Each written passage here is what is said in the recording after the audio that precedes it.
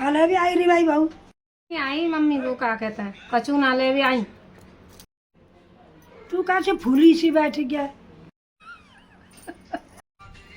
भरेगा ही तू अपा में तो मैं कह दिया में का कहेगा ये तू अतिया मोदे ना गई कचू मम्मी मोदे तो बस यूं ही कह रही कि हमारी सास बड़ी लुच्ची है।